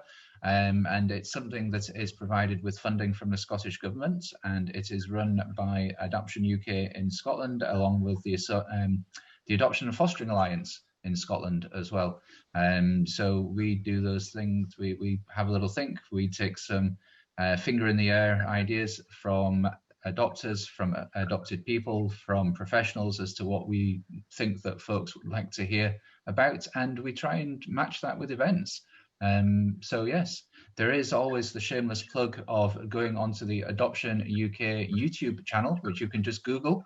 And if you go down to the Scotland section of that, you'll actually see events from last year as well. And there are some events from this year that's been recorded that will be put up. And some of them that will be filmed, that have been filmed, include the event that Dawn was at on Monday with Whatever Next, which were a group of international adoptees, and Dawn having a wee panel discussion about their experiences. There is going to be a video popped on in a wee while about maintaining relationships and the importance of siblings and sibling groups, with a view to how important the changes in the law are to be adhered to and actually applied, and what differences it makes. So lots of different things, really. I probably could have just said, yes, it happens every year, but that's not really my style. So. Yeah, but there's some really great people. So the webinar yesterday was on therapeutic parenting, Sharon, and yeah, I think you mentioned Sarah Nash and Sarah Dillon in one of your links. And yes, Karen Nash. You know, the messages within that, I think, very similar. They tie up really nicely. It's quite powerful, isn't it? It really kind of gets you when you take it back to a kind of emotion that you've felt, actually, and it's quite a strong feeling, isn't it? Yeah. Yeah. Sorry, Paula. I'm just saying hello, Simon. I'm Paula. Oh, Christine, hello. How are you doing? I saw you on there. How are you? Not bad. How are you? I'm fine. How's things in the West? Mental, yeah, mentally busy. But yeah, good, all good. Excellent. How are the kids? Yeah, coming on, doing okay. Kieran did really well on his exams. Brilliant. Congratulations to Kieran. Yeah, well, exams as in whatever it is they did last year, but yeah. Yeah. So how old is he now? He's about 76 now, is he not? Or something like that? Well, he's 16, but he's about 7 foot tall. Yeah. Oh, good grief. Good grief. The man. Yeah. Crikey, scary stuff. Well, it'd be lovely to. I don't think I put any choices in for the workshops because I can't remember anything about signing up for this. Well, I think you must have done, Christine, because I've just sent you off. I've just sent you to policy and practice. No, I don't mind where I go anyway, but I just don't. You know, that's how my brain is. I can't remember putting anything in. Oh, that's fine. Anyway, it's good. It's good. It's really good. Good. Well, it's good to see you. It's great that you're actually here. So, are you still active? Well, not active, but you're still part of the WhatsApp group and everything through in Glasgow for Jonathan. Yeah, I can't say I've met up with them. I think they've done a couple of things. They've met up a couple of times, and they've. So I haven't. No, I spoke to. Is it Jonathan that's taken it on? Yes. I spoke to him when he took it on, but I've just been ultra busy. Oh no, absolutely. I know what it's like. Sorry, just to tell her, Christine used to be our fantastic volunteer through in Glasgow, keeping a network of families together and putting events on and mutual support.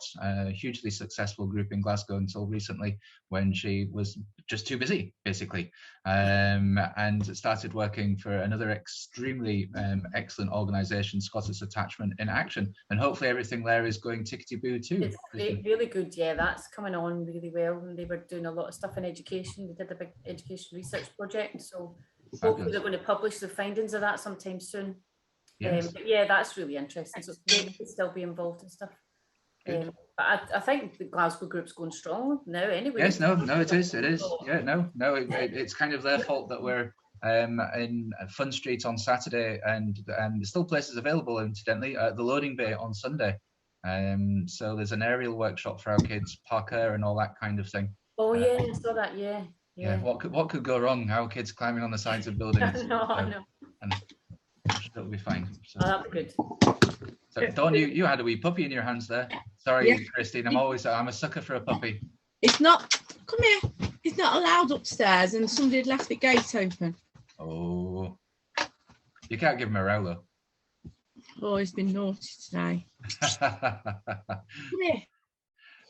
So, Paula, were you going to be doing questions at the end? That somebody's popped a question in the chat. So I'm not if there was time, or we could address the question just now if we've not opened a breakout room. I think I don't know quite how we're doing for time. If we'll have time at the end now, feel free to ask a question now. Okay, well, we've got a minute or two while Alison is still feverishly working. There's smoke coming out of the rooms and all sorts, assigning the breakout rooms. But the question has come in, and it's okay, so I'm not sure who can answer this question, but my head teacher, presumably we're talking about Jerry or Jen in the breakout room, was talking about a boy who can't be excluded, rightfully so, because he has an ASD diagnosis. Why can care experienced children be excluded? Well, that's really interesting, actually, Jane. That didn't happen in my workshop, but I can tell you now that in Fife, you know, excluding a care experienced child is an absolute no-no. We just are, you know, it just shouldn't ever happen. Is that something that's down to local authority policy, or is that something that's a national thing? Do you know? I'm not sure, Simon. To be honest, I've not excluded a child in 12 years. Good for you. I didn't think it was allowed. I didn't think so either. I thought it was a Scottish Government thing. I thought somebody was telling me that something was coming in along those lines that you couldn't. I had a situation about 10 years ago where I looked at, you know, child in foster care. His placement was breaking down and his foster parents wanted him excluded, and I refused to exclude him. He had been involved in a fight, but he was triggered. And I took it to my education manager, and the plan that swung into place around that child immediately was phenomenal. You know, so that's 10 years ago. So I don't think that's a new thing. I think it's always been the case that, you know, care experienced children must be kept in school. Well, so I had an experience a few years ago as a foster carer. I'm no longer a foster carer, but the twins that we were looking after at the time, significant difficulties, bless them, for them being in school. But one of them was actually temporarily excluded, despite me fighting tooth and nail against it for a day and a half, and that was only 2 or 3 years ago. That was from a school in Edinburgh. So I think it's maybe a question that we need to maybe research, and then after this has been recorded and we get in touch in the next week or so, asking for your views and sharing a few interesting tidbits, we can maybe add comment during that message just to that, refer to it, and we'll actually maybe take out some advice. Although I've got a feeling that Lindsay is actually on it. She's actually looking as she's researching it as we speak, perhaps. I was just looking at Alison's book. Actually, I can see that she's obviously very busy, but there is a section, and I can't turn off my background. So Alison Parkinson has written a book about education in Scotland, getting it right, and it's specifically around care experience and adopted children. And there is a whole section in there on exclusion. And this is very new, so I'm assuming that is within current guidance, but it basically is saying that it's ultimately up to the head teacher and the school, but the government's guidance would be that it should be a last resort. And then there's a quote from the Scottish Government, which is from June 2017. So although all of us would like to think that a care experienced child can't be, I don't think they are actually protected in that way. Okay, thank you very much. Could I just add, maybe, Simon, from, I suppose, for parents' information as well, it can be really helpful to ask the school about the local authority guidelines on that, because there's going to be procedures and policies that we have. So I know in the last 2 years we have quite a raft of procedures to manage and support behaviour as well. So that's something that parents can actually request schools to kind of evidence why they're doing that. And it can be, and I'm just seeing informal exclusions shouldn't be happening. So in Edinburgh, we have specifically a policy on that informal exclusion should not be happening at all. And that we should be looking at the children's timetable. And is there something that can be kind of supported as a kind of more alternative timetable for that too? Okay, thanks, Miranda. Vicky, you've got your hand up. Do you want to unmute yourself? Yeah, that's I just wanted to say, on the subject of bringing it in a little bit from exclusion, what I've found a lot of is that rather than excluding some of our care experienced children, what happens is that they are quite quickly put onto part-time timetables. Which means that they're not in school as much as they could be, and they're often, I find, is not really the support and the drive to get those children back into school. So that changing of the environment so that they can cope with it.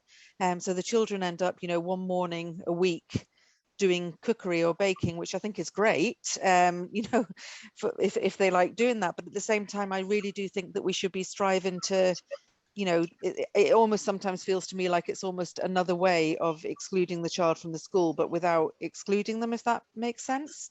Yeah, no, absolutely. And it's so Alison has popped a wee comment in there about the illegality of it, and possibly, Alison, if you have an opportunity, it might be worthwhile, having just written the book about it, or to actually just add to it.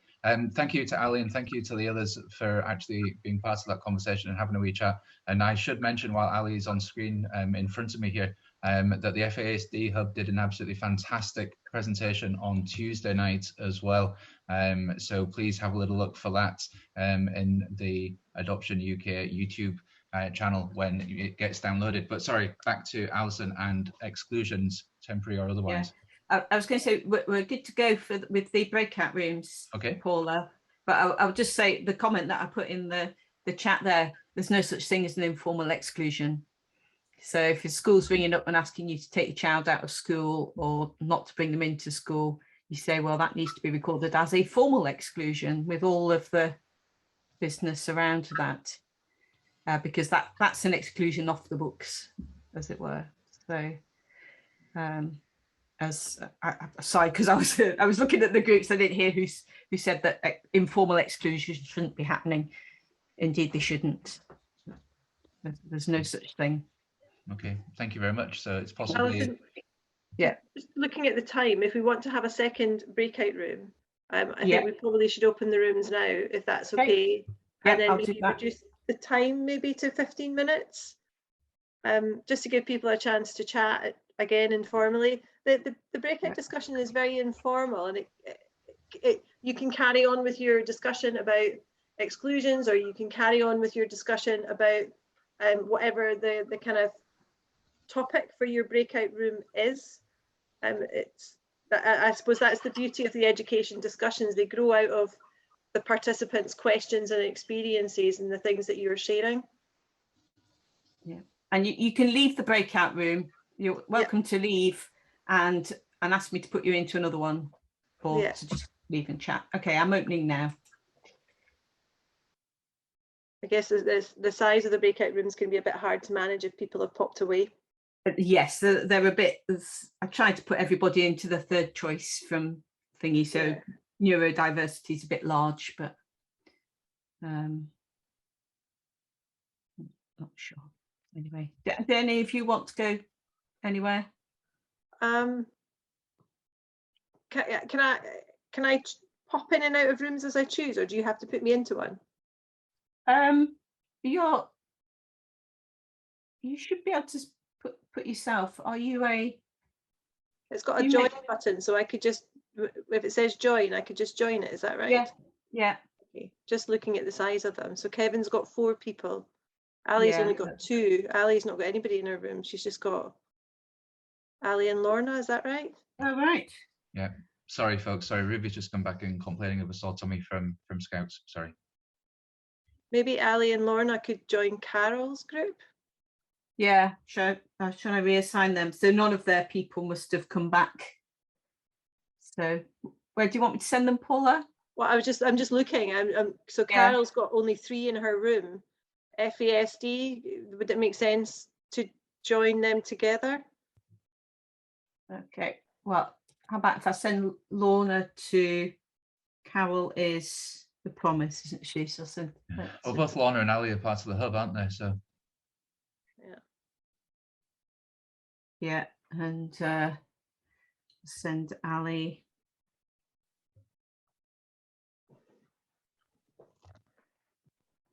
Or maybe Maybe pop into Miranda's one. She said something about, I don't know if people were questioning her about things.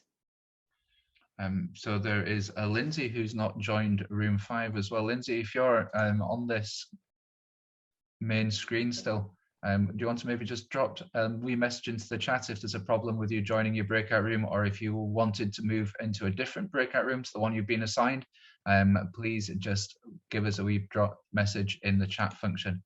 That would be fab. Thank you very much. And again, that's for Lindsay. Yeah. Sorry, I don't have a surname, Lindsay. So Lindsay Kelly.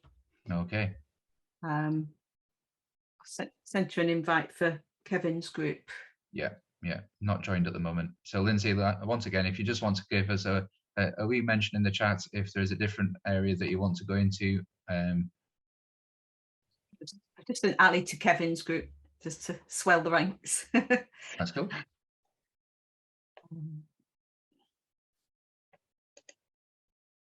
I guess some people have had to go and deal with bedtime and stuff. Yes. You shouldn't let them go away for a break. You should be glued to the chair. Yeah, I wonder if that's the situation for Lindsay. Yeah. It's always that temptation, isn't it? When that 5 minutes is maybe too short to make a cup of tea, but that 10 minutes is just the right time to optimistically. Oh, yeah, there we go. So there's a wee message just popped in from Lindsay there. Thank you, Lindsay, so much for that. Could I join the group with Jerry Diamond, please? Certainly. Right, Lindsay, let's move you to Jerry's group. That's group 3. Yeah. So from room 5 into room 3. Yeah. This is power. I could just randomly move people around and they wouldn't know. I know. You get dizzy. Be like quantum leap. Actually, you're enjoying yourself far too much. Sorry, I'll stop there. How come you couldn't see that message? I couldn't see that message coming up in the chat. No, she direct messaged me. Oh, she direct messaged I don't know why, but she did. Okay. And sorry, I saw your message, Helena, about Chloe, and I meant to mention it and then just got distracted by. Don't be silly. And I didn't mention it. Sorry. No, I was just reinforcing what another parent said. So. Yeah, but that was a good point that the other lady made about, the school's kind of saying, oh yeah, flexible timetable, but actually it's, for some kids I could see that just being used in that way. How do you feel about Chloe, Helena? Are you happy with that setup? Oh, we had another meeting with the school yesterday. But like I had a phone call last week to pick her up early because they couldn't cope. Now, she was finishing at 1:45 as it was because she does art therapy on a Thursday. So Monday, Tuesday, Wednesday are her only full days. To be honest, she's not able to do anymore. She is just so exhausted. You know, but things like, you know, a phone call like, can you come and get her earlier, you know, because she's dysregulated, blah, blah, blah. It's like, for goodness sake, you know, and she'd had 11 hours sleep that night. Do you know what I mean? So I can't understand how she would have been so dysregulated. Now, Stephen did manage to go and get her a little bit earlier, but it's the impact that all these decisions have on her that they make and don't consult me about. And you know, it's in the IEP, insult the parents about everything, basically. Do you know what I mean? And they still don't. And I was raging on Monday. They told her about her one-to-one finishing. All right. And I had said specifically in an email, we will sow the seed early on in the week so that it's done gently. So on Monday, I had a dysregulated child, and it wasn't until she then told me later on that Gail isn't going to be our one-to-one anymore. So there's things like that happening all the time, and it's just infuriating at times. Yeah, it's ridiculous. It's like I said to you, Helena, there's got to be a court case here almost with neglect, you know, and dereliction of duty or what have you. I have to say, Sarah Barrett, I don't know if you've heard of her, Paula. She's the East Lothian educational psychologist. I've met her, yeah. Oh, she's absolutely amazing. She like that's what, and I sent her a separate message to say thanks for the meeting, because that's what I said to her. She said, I know you've tried to say all these things in so many different ways to the school and they're not listening. And, you know, I just said to her, you know, you make me feel like everything that I'm saying to them is not a load of rubbish, that there's actually a lot of truth. But she keeps on saying, now, as Helena and Stephen have said on numerous occasions, you know, so she is, but it wasn't just all about that. She, you know, she just is fantastic at helping them see it from so many different angles and actually action things. Whereas if I ask them to do things, they won't do it. It's nuts, isn't it? I mean, it's a case of it's you are the expert on your child, and yet you don't have letters behind your name like an educational psychologist does. Talking about being an expert, that in the email last week, she said to me, you're obviously more of an expert on hyperacusis than we are, right? So it was like, are you trying to get my back up? So I went back. I'm certainly not an expert on hyperacusis, but I said, when it comes to my daughter's overall functionality in school, I said, and at home, I certainly am an expert. Yeah. So then after that email, it was like, I think we need another meeting. It's crazy though. I mean, it's not rocket science, Helena. I know. Oh, you wouldn't think it was. You wouldn't think it was. You know. Are we all right, Paula? Do I need to sugar anybody? I'm just popping in and out just to get a wee feel. Right. Cool. Is that okay? Yeah, absolutely. Yeah, we're just talking about you. It's your discussion. You can do whatever you want. Go away so we can carry on. Yeah.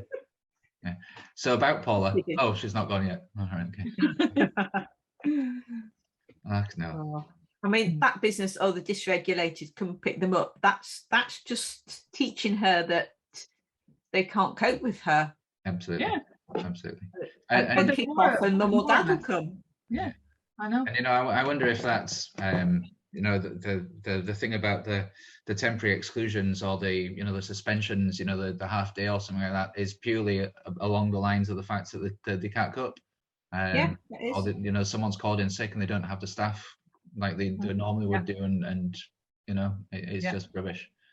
And for the first week that her one-to-one was off sick, she had somebody different every single day. Now you can imagine the state of her.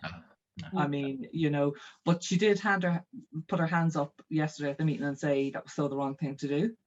But it's like, you felt like saying, I flipping told you so. Yeah. She can't deal with transitions, do you know what I mean? And especially not.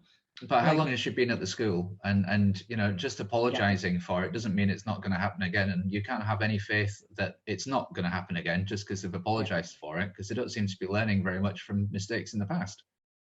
No. But I'm just like, biding my time. It's not worth moving her now for the amount of time that she's got left at primary school, because it would actually be more trauma, for her. But it, that's what I said to Sarah. Until that meeting yesterday, I felt like I was hitting my head off a brick wall. Yeah. Gosh, secondary school. Yeah. And are you? Did you say you were going for the Steiner school, Helena? Hopefully, yeah. Right. I've now found out the way that a fellow adoptive parent, she got her daughter accepted into Steiner's with a combination of an adoption allowance and the bursary. So that's one route that I'm going to go down, but I'm also going to go down the other route, which is what Sarah's going to deal with, the educational psychologist. So she basically pulls everything together and presents a case. What's in East Lothian does the money get used for, that the head honcho education and the head honcho social worker, children and families person decide, the money that came from the Scottish government? I can't remember the name of the fund. Yeah. What do they use? The Attainment Fund. Yeah, yeah. I wonder if that's something that you could actually try and plug into. Well, I mean, I was the one that brought that to their attention about the Attainment Fund a couple of years ago, and then all of a sudden they were like, oh, we need to tell this parent, we need to tell that parent. And it was a case of, because it was all this money that they could then tap into. But in fairness, they were good. Now I'm just assuming that they're applying for every single year now that they know about it, but they didn't know about it 3 years ago until I brought it to their attention. Yeah. But, yeah. Paula's back. Shh, shh. I know. Just popping it. Do you know, it's so funny with all of these discussions, it doesn't matter what you set out to do. Once people are in a room, it just evolves from whatever is in that room. Yeah. You can't control it. No. But do you not think that this, well, as long as that's a positive thing, do you not think this is a strength of these things? Because this happened back in October when I was here as well. And it was a strength of what this is. You know, it's a platform for people to speak, you know, about these things in a very safe way that they normally wouldn't get the opportunity to. Yeah. And if people do voice things, then I think you can get so much out of the opportunity. But if you come along just to listen, then it's not, you don't get as much rich feedback. I think, especially if you end up in a group that other people are at the same opinion that you are, that you were just there to listen. Are they all going well though? They're all chatting. So Jerry was going through, you know, what nurture looks like and explaining that, and I could see people kind of writing things down. And then some of the other ones, because again, it's really interesting to listen to how much one person speaks. And I think as a teacher, you tend to dominate. And a lot of the time you just waffle and time goes and you've said nothing. So for all those kids in a classroom who have sort of sensory overload issues, because I'm going into teachers' classrooms just now and sort of sitting there observing pupils thinking, oh God, that teacher's like, they've talked for 15 minutes and they've actually said nothing really in that 15 minutes. So yeah, some people doing a lot of talking. Okay. What I'm saying. Okay, well, there's only a couple of minutes left anyway for the breakout rooms. In fact, just less than a minute actually, and then yeah. So when people come back, will we just, is there anyone that wants to share anything or any questions that have come back up in a sort of question forum, and then just a thank you and a close? Yeah, I mean, I'm not sure how many questions you'll get through because there'll only be about 5 minutes by the time everybody comes back in. But so I'll just say thank you to all the speakers then, and let you wrap up then after that, Simon. Is that okay? Yeah, no, that's fine. That's fine. You could maybe ask if the speakers have any last contributions or last thoughts that they actually want to maybe offer. You know, maybe reflecting back on the rooms, perhaps just very briefly. Yeah, I kind of feel I've missed out by not being in all the rooms. Well, I should be listening to the recording because I could really only listen with a course for an ear. Oh, sorry, I'm mid-chat to apparently. Mid-chat. Get out of the room. We see time passing away very quickly there. I know, it does that. Conscious of it creeping up. And also I was just saying, very conscious of the fact that I wasn't in all the breakout rooms and I feel like I've missed out. Would any of the people that were speaking or leading a room, is there anything you wanted to feed back or share, or any questions that cropped up or last minute things you'd like to? Paula, could I just, sorry, it's Miranda here. I was just in the midst of talking about FASD with a parent and they were just sharing their frustration. So sorry, I kind of got swooped out of that. And we were just discussing how, I suppose, that the concept is, that FASD can be something that you as a parent can be a huge advocate for, and you might be the person that shares that with the school and signpost them to, you know, the lovely FASD hub.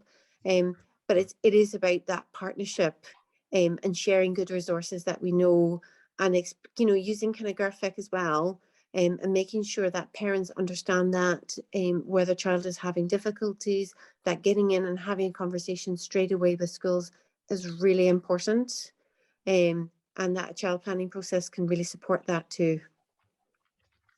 I think definitely partnership, as you say, is the key thing there, isn't it? To make sure that, and I was speaking about this with Kevin the other day about the importance of everybody around that table valuing and respecting everybody's point of view. So seeing parents as equal partners. And again, it cropped up in conversation at Tumbles the other day about, you know, the different behaviours that we see in the home and we see in the classroom, and we've got to be able to unpick that without attributing a blame to anyone, but seeing that that behaviour is the whole picture, and questioning that together and looking for solutions. Yeah, I totally agree. Totally agree. Is there anything else that's cropped up in breakout rooms that you think would be a good message or to share? Do you want to? I think, Kevin. Yeah, one of the things that seemed to come out loud and clear, and it certainly is reflected in the adoption barometer and in helpline calls and things like that, is the huge divergence in range of schools and what they can do to support children like ours. That some schools like Jen's and Jerry's are doing an absolutely amazing job sort of leading the way to change and shifts, but there are still many schools that are way behind and making life incredibly difficult for families, and children are failing because we don't have trauma informed, we don't have inclusive and diversity aware environments that help children to thrive. So I think that getting that message up to government as well, that I know that there's work being done, but it's happening really slowly, and some children are really missing out. Yeah, a good message for us to think about. Jerry, did you want to jump in and say something? You might be on mute. Yeah, I've just popped my email address into the chat in case anybody's want to contact me if they're looking for any information or any kind of pointed in the right direction to where they want to go regarding trauma-informed approaches or whatever. Brilliant. That sounds great. Yeah. Thanks, Jerry. Yeah, Dawn's got her hand up there. You might need to unmute, Dawn.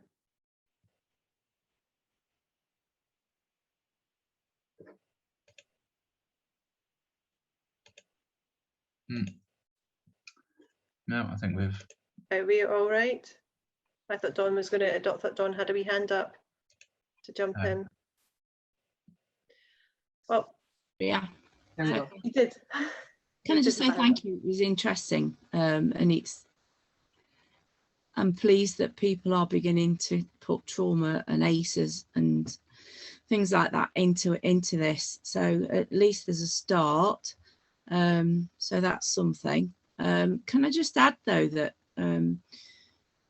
the adoptive parents we spoke to were interested in speaking to other adult adoptees who were able to sort of translate adoptee into non-adopted speak, and whether we could set Adoption UK Scotland could set that group up, because I think there is interest. Yeah. We talked about that before, didn't we, of running something and tapping into the lived experience and sharing it. I think that would be a really great thing to do. Yeah. I think there was a comment earlier about the trauma, and it doesn't just stop, that it grows, and I think that unpicking a lot of that for professionals would be a great thing to do.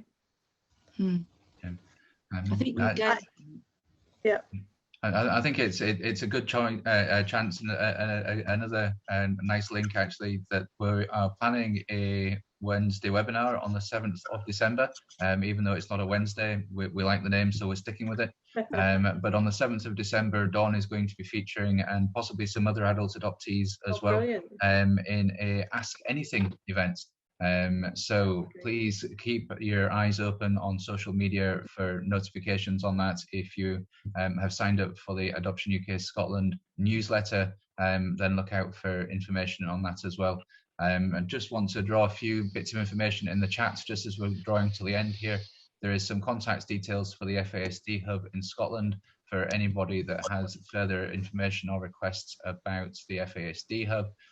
Jerry has very kindly popped his email in there as he suggested. There is the Adoption UK YouTube channel listed down in the chat, as well as the general helpline information and email contact details for Adoption UK in Scotland. Carol, as well as the community engagement lead, has also put in her email for those of you who have children who may be interested in the #E-project we're doing in Scotland too. Draw a breath. Brilliant.